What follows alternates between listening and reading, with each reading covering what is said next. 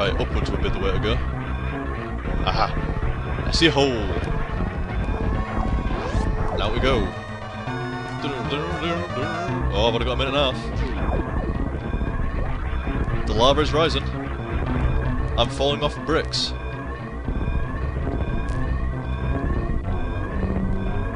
Is it tilting a little bit from side to side, or is it just me? I think it's just rumbling, it looks like it's tilting, but it's not. Give up!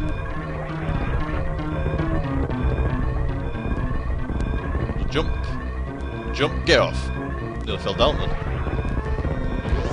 Is lava coming up or what? Ah, I better not piss around.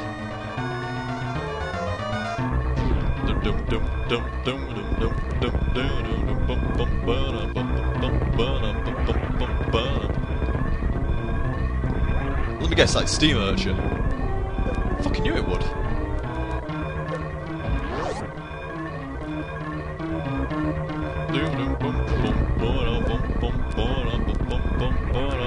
Wait a minute, Mr. Ship.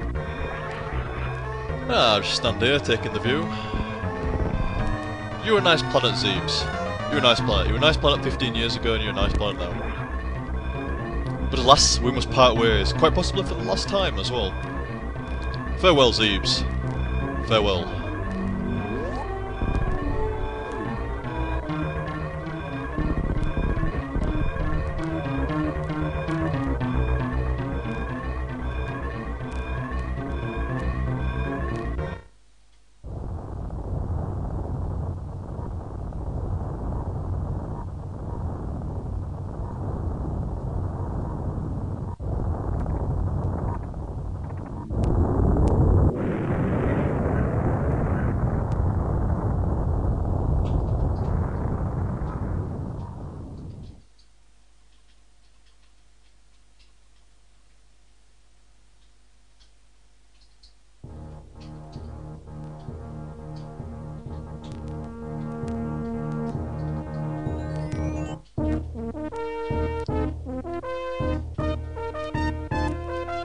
The operation was completed successfully. Clear time. Ooh, 3 hours 54. And that's actually in-game time, which is less than real time as well. Eek. That wasn't actually amazing. That'll net me the middle ending rather than like the best ending, for definite. But to get the best ending, you need to know the game. I mean, I'm sure there's a lot of people that were screaming and shouting as I was going through that, but if you don't know the game, guys, it's not obvious. And if you want to clear the game in does it take under 2 hours, is it? Or under 90 minutes? If you clear it, you get like the best ending. It just was not going to happen. I was determined not to get that like last ending though, the poor ending. But, I mean, if I could have got that good ending, I'd have gone for it, but like I say, I mean, I've done it twice. And I did it once when I was, what, 10 or 11? And I did it once when I was about 15 or something like that, about 4 years after, and I struggled both times to finish it. In regards to like knowing where the fuck I'm going, not using any walkthroughs or maps or anything. I cheesed it up a little bit there, like I say, first hour and a half, something like that, I used a walkthrough. Well, I didn't use a walkthrough, if I got stuck, I looked at a walkthrough, got that little bit, carried on. And then, after that, I just referred to a map then. That's all you need really in Metroid, a map. A good old map, but that's where you get those map terminals to give you a bit of an extra hint as where to go. So it is it's still cheesy using a map, but I've completed it twice before. I'm not going to spend hours getting stuck trying to figure out where to go again. That's not fun. It is the first time you do it. Well, not really, it's fucking annoying the shit, but even still. Especially considering Metroid's so fucking fiendish in hiding some of its like items that you need to progress. It hides them in such bastardized like little cracks in walls and stuff like that. That's fine the first time, okay the second time, but the third time playing it through, sod that, I'll look at a fucking map tar. Victory Smoke. I can't believe I got that done. That was all done in one sitting there as well, guys. One sitting. It's not that fantastic, really. I mean, I think I've recorded longer than that before, but I'm not sure. That might have been quite a while I was going there. I was enjoying it though. Damn fine game. Great music, great mechanics. A little bit bastardised in finding items, but you can't really fault the game because it's actually not that difficult. I mean, what, I died twice to Ridley. That was the only times I died. Let's see the ending. Yeah, just the helmet. I thought it'd been just the helmet.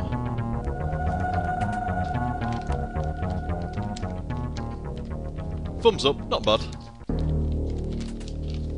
Let's say you did okay, but there's better to be had, but you need to be fucking Gosu to get that. You need to seriously, like, know the game, or be pretty fucking awesome. 57% of items collected, man, that was horrendous. I still didn't struggle. I mean, Ridley was the only one who really struggled on, and a few, maybe another 2 super missile tanks, and there probably was at least another 2 super missile tanks, would have finished him quite comfortably. Certainly another 2 or 3 missile tanks that have finished him, so that was the only stick in the mud as far as, like, not collecting items, therefore making it more hard for myself. That was the only thing I struggled on, really, Ridley. And he wasn't that hard, really. I mean, I wasn't taking him that seriously. Not really. Like I say, another 10 super missiles, in fact, even another 5 super missiles, and he would have dropped quite comfortably with another couple of tanks of energy left. Or you could say, well, no more super missiles, no more missiles, an extra couple of tanks, or 1 more reserve tank. And I did see that extra reserve tank, and I know for a fact there's a lot more energy tanks around, and a lot more than 1 reserve tank, that's for sure. So I could have absolutely pissed him. Absolutely owned him. See you next mission. And there is next missions. It took fucking Nintendo long enough to make them, but there is Metroid Fusion after this, and Metroid Zero mission after that. Well, in this style. I know it's like Metroid Prime, but as in, like, as far as normal Super Metroid-esque games goes, then there's Fusion and Zero mission, and they're both damn fine games actually. A lot of people complained about Fusion because, unlike Super Metroid, where you don't get told fuck all day. I mean, you plopped on that planet. It's like, figure it out, lass, because no one's gonna let you know what's going on, what the deal is, where to go, or how to go there. But Zero Mission, you've got that computer and it kind of guides you, you know, where to go, you know, you go over there, get this, okay, you need this now, so go get it, etc. And people complained about that, but to be honest, after playing Super Metroid, it's kind of like a refreshing change to actually, like, be given some direction. You're still not railroaded. I guess you are railroaded a little bit, but nowhere near as badly as most platformers, so it didn't bother me in the slightest. And Zero Mission's also really fucking good. I shall give both of them a play at some point, but not soon. I've got my Metroid fix. I've been wanting to play Super Metroid for a long time. I actually started recording this. Well, a playthrough with Super Metroid about at least half a year ago, if not 8 or 9 months ago. But I got stuck and I said, you know what? Fuck it. Because I was really stubborn about not using a walkthrough. That's why I use a walkthrough so liberally. Well, not liberally, but so readily this time. Because I'm like, well, it's a case of either, if you get stuck, use a walkthrough, or just don't play it, because I mean, it's already going to take me a while to get through it, and I wasn't prepared to spend, like, fucking decades recording, getting stuck, running around the different areas, having people scream at me for running past the place I was supposed to go, but missed it. So I thought, you know what, fuck it, I presume people are going to scream and shout anyway for missing stuff, but yeah, it was a case of either use the walkthrough, or as we did this time, refer to the map, or not do it all. And I'm glad I did it, because it is one of my favourite platformers of all time. I mean, for nostalgia purposes, I mean, I do rank it higher than Mario, I really do. I do like that game. Very good game. Compared to Symphony Night, I mean,